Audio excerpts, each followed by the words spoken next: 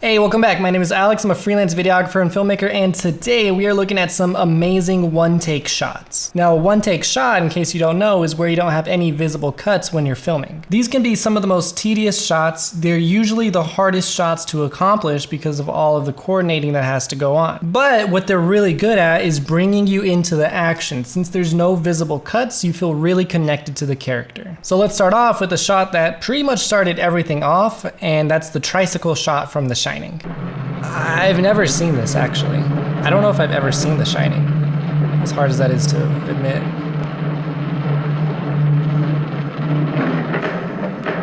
Oh, it's so eerie that you only hear the sound of the tricycle.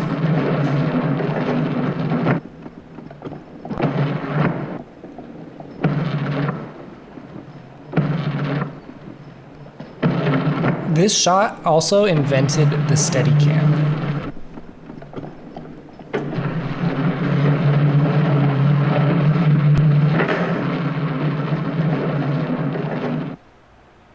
That's it? That's it? This next one is from a movie called Children of Men, and this behind the scenes breakdown is from Nerdstalgia. This entire sequence was thought of as being impossible to pull off by many people on the production crew.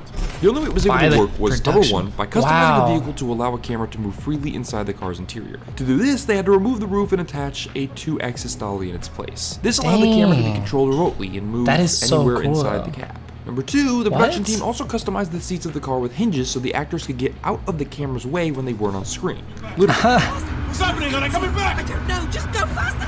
Huh? That is so cool. The completed vehicle looks like some strange high-tech go-kart with a camper attached to the roof. There's a ton of engineering at work here to make this shot happen as well, and that's outside of the fact that they still had to coordinate about 50 extras: a car crash, a motorcycle chase, a broken windshield, a gunshot wound, and a motorcycle crash. Dang. That's a lot of stuff. As the crowd swarms around the car, pelting it with carefully timed Molotov cocktails, which I'm pretty sure are CGI, but still look at the size of this crowd. That is so many people. The camera really needs to be in the perfect spot here to nail this gunshot wound. Oh my god. It is. Look at the positioning here where the motorcycle flips. A movement of violence for impact, and boom, here's where it gets impressive.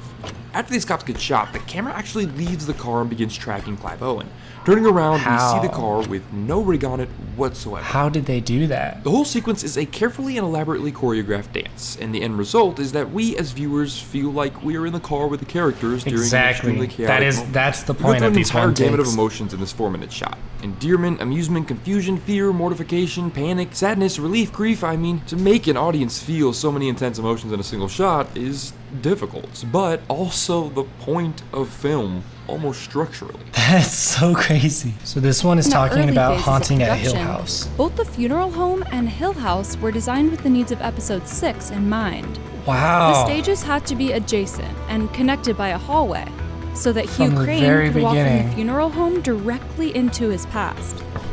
The sets also had to include hiding places for crew, equipment, and special lighting rigs. It was a dance that they rehearsed and rehearsed. This also gave them a chance to figure out the hundreds of camera and lighting cues. Wow. There is Those actions could include anything from a special effect to a set movement. Clap, you gotta start. Wow. Literally every single part is so meticulous and so precise. They even built a handmade elevator for shot 4, which lowered the cameraman down to the first floor of Hill House as Olivia and Hugh ran down the stairs. That's pretty cool. If one person made a minor misstep or jumbled their lines, they all had to start over. That would suck. This is a 17-minute long scene. Wow, that's crazy. That is everything that you can hope for. So like these scenes, the one takes, they take so much time and planning and preparation and everything. They're literally the hardest takes.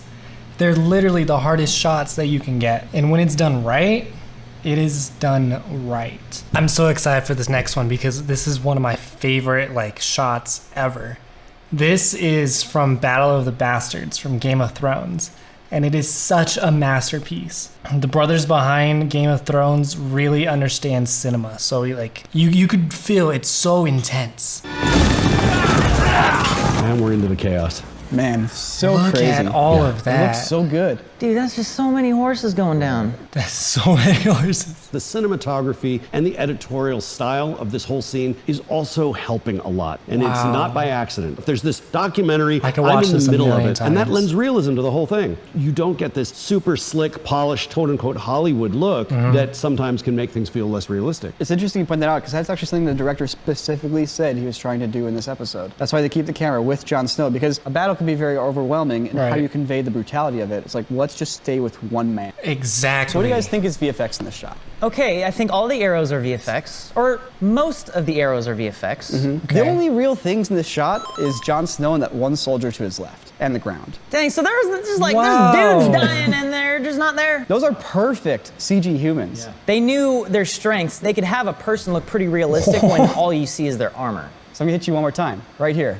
What is real and what is fake? Okay, so now I feel like you're gonna try to trick me. So my first instinct was to say none of this is real, but now I've come around to be like, no, one of them has to be real. He wants you to think that, right? Yeah, at least one I'm of them looking at has that to be dude's real. face on the right there, and it's like, that's a pretty realistic looking face. And the whole body could be pretty much a stunt guy. Guy on the right is real. Tell us the That truth. dude and that horse on the right are all 100% fake. That They is are so- completely computer it generated, looks so and the dude and the good. horse on the left is 100% real. I think you'll be surprised to discover just how much this scene is CGI. Wow, that is insane. All right, this last one is from the movie 1917, and it's crazy. The crew built models of every single set, like this farmhouse that the two soldiers That is visit. crazy. Here is the model they built, and here's how it appeared in the movie.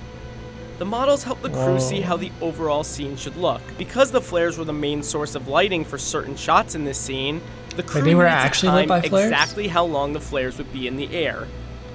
So What? they tested it on a mini model of the city with a light contraption that traced which directions the shadows would move and how light would fall through the building's windows. Oh my god, that is so cool. Those sets are gigantic. The whole process of blocking and rehearsing scenes went on for 4 months. Wow, 4 months just blocking. Productions Okay. of this size call for heavy equipment.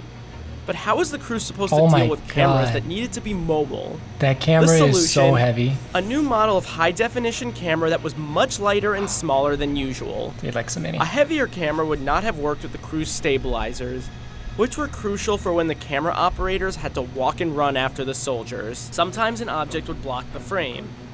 Shots where characters traveled through doorways or entered a bunker also allowed for easier cuts. Because it's Take fully this shot. black. Makes sense. Oh yeah, so that's how they hide all of their shots. They hide the cuts through the transitions. But nothing quite matched the challenge of pulling off the climactic sequence in which Schofield runs alongside a trench in the middle of battle. He hesitates at the top of the trench, then the camera's taken off that Technocrane, and they hook it onto another Technocrane. And that They go from one Technocrane is on crane, the back they of the lifted it tracking up, and they vehicle, put it on a that's truck already- that has another crane. That's so cool. Meanwhile, the two grips that did that are in costume. They're in so they'll costume, find a way around so they'll to be able hide. to come across Wow. the back of the shot.